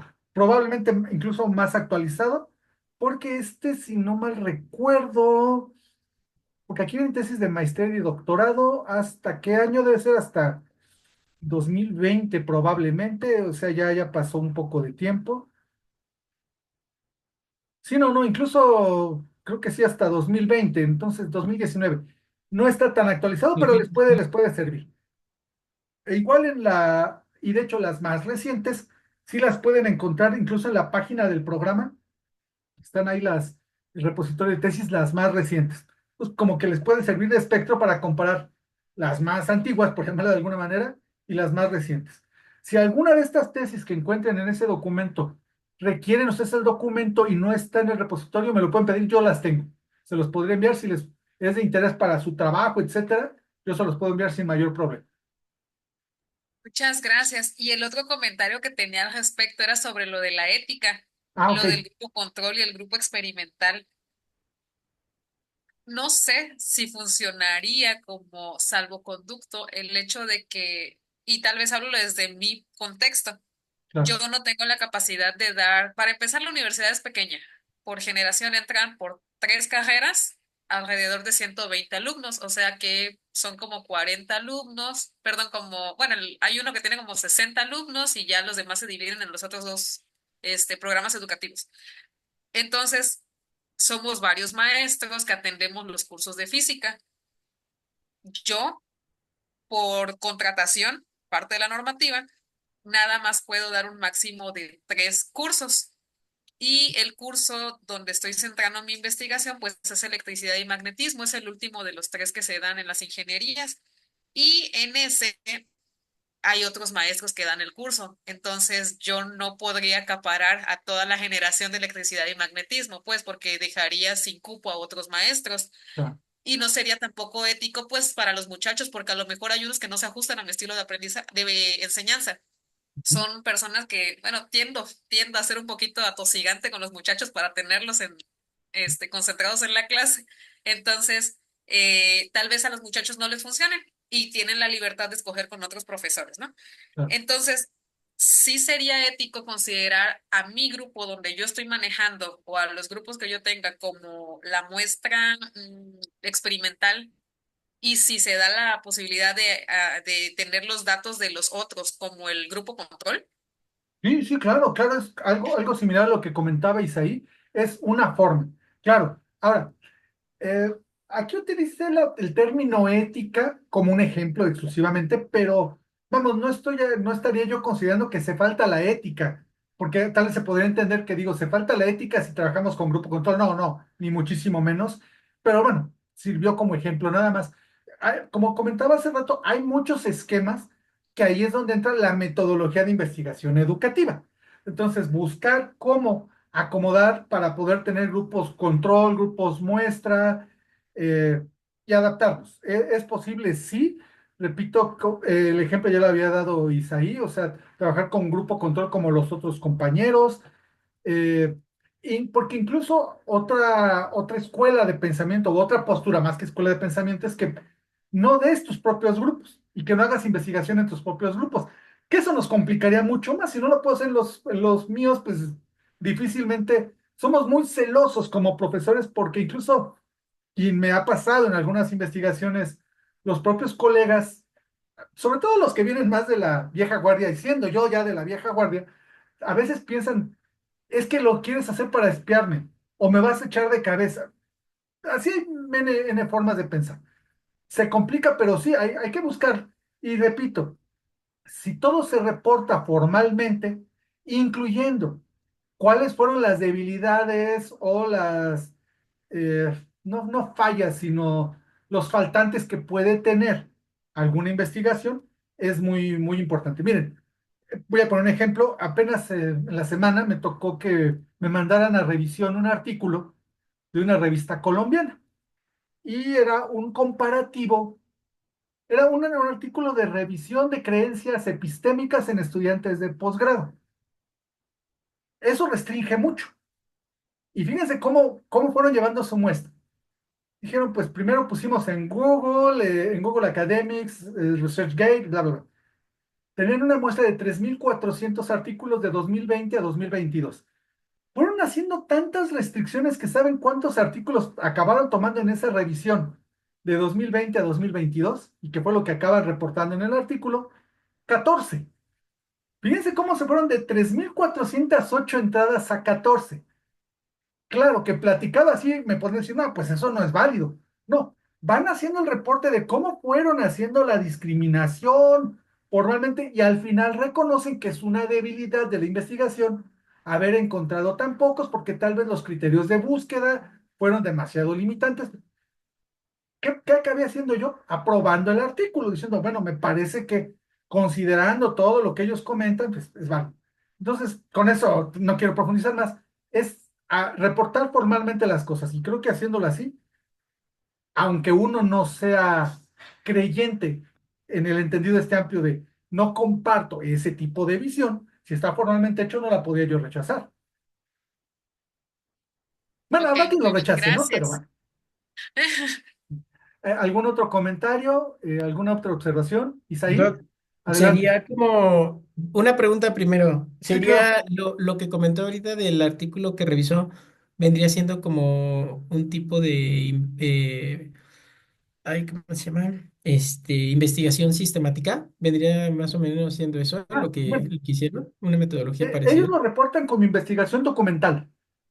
Documental. Sí, recordemos Ah, que en las revistas hay pues, diferentes tipos de investigación y también el rubro de la revista. Este es un artículo de revisión. Lo que le llaman los reviews, por ejemplo, creo que ahorita no hay ninguno que esté trabajando con el doctor Jesús, pero el doctor Jesús tiene una estrategia que me gusta mucho y yo creo que se la voy a copiar para que le escuchen por ahí Miguel, Verónica. Ustedes como estudiantes de doctorado tienen que obtener al menos un artículo para poderse graduar. Al menos uno quiere decir uno o más. Y yo quisiera que todos ustedes saquen varios artículos antes de que se gradúen, pero al menos tienen que sacar uno. Pero la estrategia que tiene el doctor Jesús me ha gustado mucho, porque dice, miren, ¿qué es la primera parte que tienen que hacer todos ustedes o que tenemos que hacer todos los estudiantes de doctorado? Una revisión bibliográfica y de literatura profunda sobre el tema. ¿Por qué? Porque una tesis de doctorado lo que buscamos es hacer un aporte a la disciplina. Y para ello tenemos que buscar qué es lo que hay en la literatura sobre nuestro trabajo. Y correctamente el doctor Jesús dice, pues que si esa búsqueda se hace bien hecha, sistemática, reportando todos los detalles, es un review. Se puede escribir como un review, que es una de las modalidades que hay para presentar artículos en las revistas, como un review sobre topics del tema, ¿no? Creo que incluso ahorita de lo que les mostré, alguno de los trabajos era como una especie de review. Y eso es publicable. Entonces, que es una buena opción que ese trabajo que están haciendo ustedes puedan presentarlo en algún congreso o incluso ya en alguna revista como una review del tema. Claro, habrá algunos que son más profundos que otros. Por ejemplo, Verónica, lo que estás haciendo de preprints hay muy poquito como para que pueda conformar un review. No lo sé, pero bueno, habría que ver. Miguel, lo que estás haciendo de andragogía, creo que sí se podría buscar esto es lo que hay en andragogía en ciencias, no sé, y hacer eso. Pero creo que todos lo podríamos hacer y me parece una buena opción. De hecho, el doctor Jesús trabaja con ¿cómo se llama? Un protocolo que se llama el protocolo Prisma, que ese ya se lo copié para un paper que yo escribí, que es válido. Aquí todo el mundo nos robamos ideas en ese sentido, que es muy válido. El protocolo Prisma, que no es muy antiguo, es de 2021, 2022, y haciendo ese seguimiento de cómo hacer la revisión es bien útil, créanme. Entonces es muy válido. Entonces, aquí lo reportaron como investigación documental, pero se puede reportar como un review sobre la temática y es válido, ¿sí? Y es muy importante. Muy bien, muchas gracias, doctor, por esa aclaración. Fíjese que en la parte de debilidades, algo que comentó de los test, yo también veo ahí una debilidad porque estos test pues están validados y una de las condiciones para que nosotros podamos utilizar una herramienta, un instrumento pues sí, de evaluación o aplicable, es que estén validados. Entonces, sí veo una debilidad porque posiblemente, como mencionaba, si se aplicó, por decir, en Nigeria, pues las condiciones a veces están descontextualizadas Claro. a traerlo, por ejemplo, aquí a México o incluso a cierta zona. Entonces, en ese sentido, creo que pues sí es una debilidad, pero yo creo que a través de que se fortalezca pues la investigación aquí, que siga habiendo más participación, yo creo que se va a poder pues a lo mejor remediar un poco esta parte. Y algo que me causó pues sí como mucho pensar es lo de pensamiento físico, lo que decía, y ahí lo quiero aterrizar con algo que estoy haciendo. La vez pasada comentábamos acerca de la investigación en física educativa y que si se debería de separar por áreas, ¿no?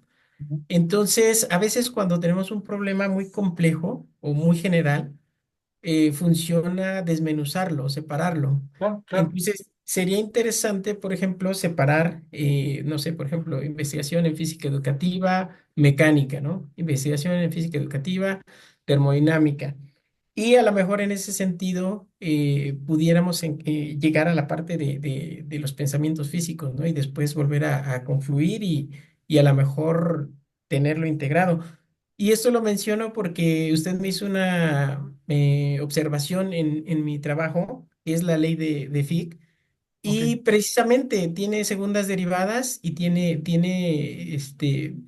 eh, pues sí, el formalismo matemático, el modelo matemático no es tan simple para los alumnos de bachillerato, a lo mejor ni siquiera para alumnos de ingeniería, ¿no?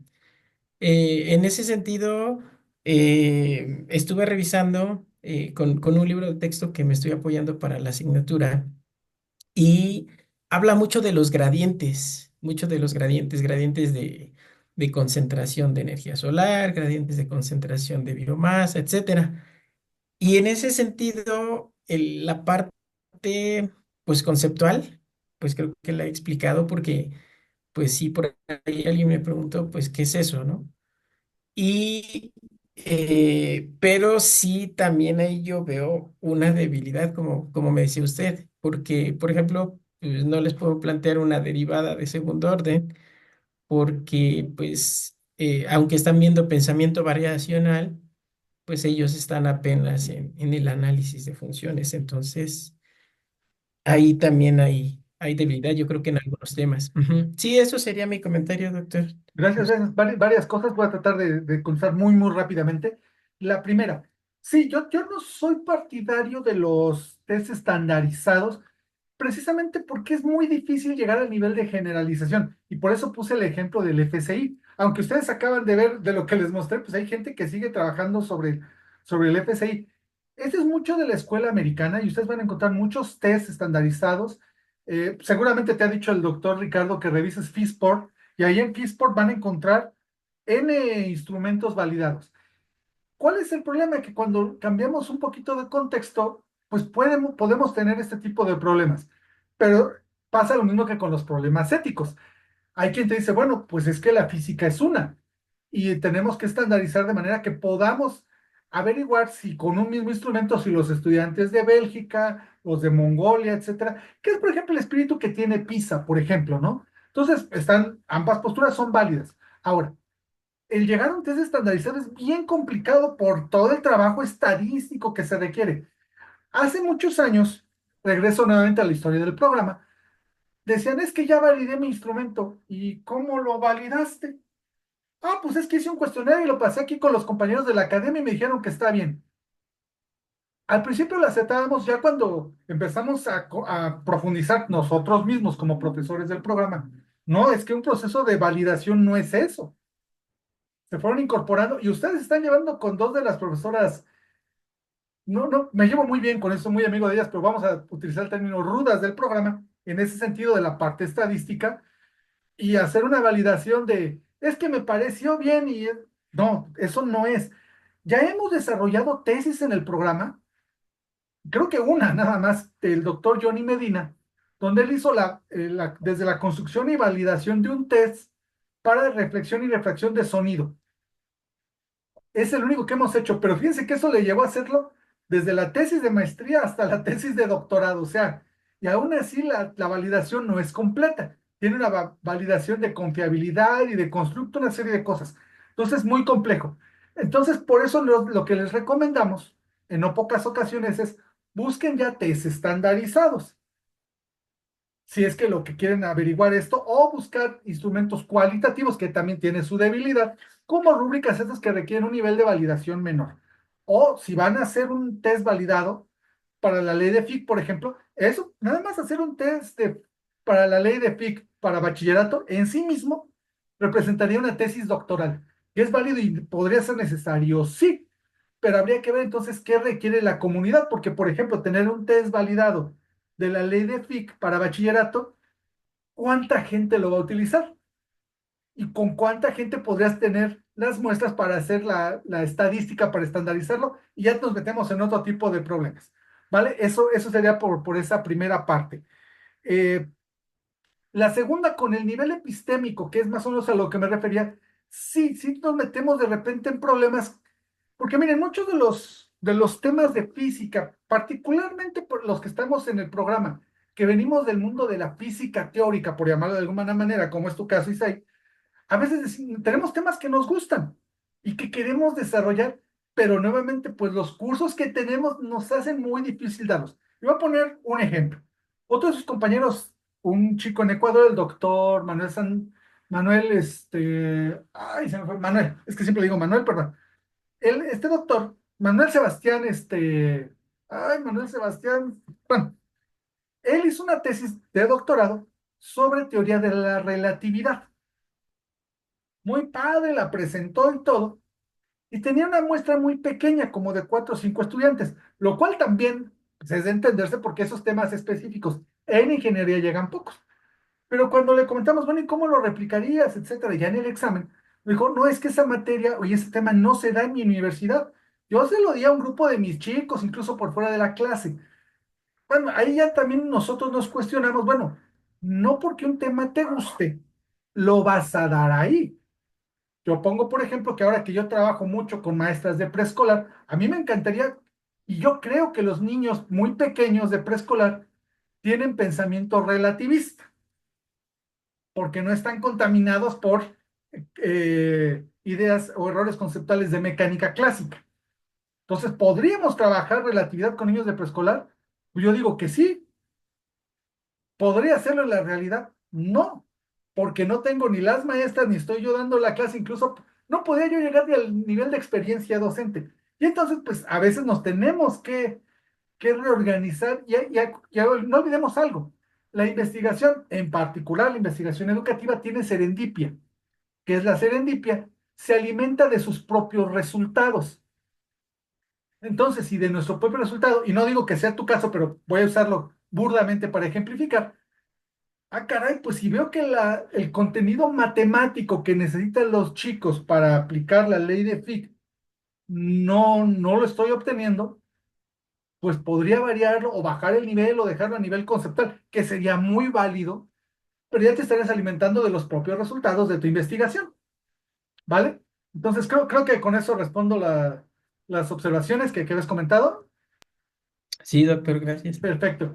No sé si tienen algún otro comentario, alguna otra, ya no, según yo iba a hacerlo rápido, ya vamos para las 2 horas nuevamente, pero no sé si tienen algún comentario, alguna reflexión que quieran hacer, ¿no? Bueno, la siguiente parte del curso, la siguiente unidad, ya vamos a ver aplicaciones directas en física educativa, sí de tecnología, de algunas otras cuestiones. Eso es lo que vamos a tratar en la siguiente clase que, pues si quieren la podemos fijar. Lo estamos haciendo el último sábado de mes, ¿de acuerdo? No sé si les quede igual, que en este caso sería para, si todo cubre bien, 30 de noviembre. 30 de noviembre. Les quedaría el 30 de noviembre que hiciéramos la clase. Una semana antes no lo podría yo hacer porque pensaría para el día 23 no estoy en México, entonces se me complicaría. Pero si les queda el día 30 a las 11 de la mañana igual, ¿les parece? Lo Sí, podemos proponer Sí, para sin que problema. también sus compañeros que no asistieron, si tuvieran alguna cuestión, pues lo podríamos modificar, pero al menos el mismo lunes estaría publicando en la plataforma que esa es la propuesta y sobre esa trabajamos. ¿Les parece? Sí. Sí. Sí, de acuerdo. de Perfecto. acuerdo. Y pues ya vamos terminando prácticamente el semestre. Seguramente será la última sesión porque ya en diciembre ya no tendremos y tenemos que entregar calificaciones el día 6 de diciembre, que para ese entonces yo esperaría que ya termináramos el curso. Entonces veríamos la parte final y como han visto, pues hemos trabajado también tratando de impactar con lo que están haciendo ustedes y no dejarlo nada más en la parte abstracta teórica, ¿no? Que tampoco es que haya tanta teoría sobre física educativa. ¿Vale? Entonces, si no hay más comentarios, pues así aquí dejaríamos la clase. Nos veríamos entonces para la siguiente clase 30 de noviembre y seguiríamos trabajando en plataforma. ¿Vale? Entonces, aquí dejo de grabar y ya si quieren algún otro comentario por fuera, pues nos podemos quedar hacerlo. Entonces, nos vemos el próximo 30 de noviembre.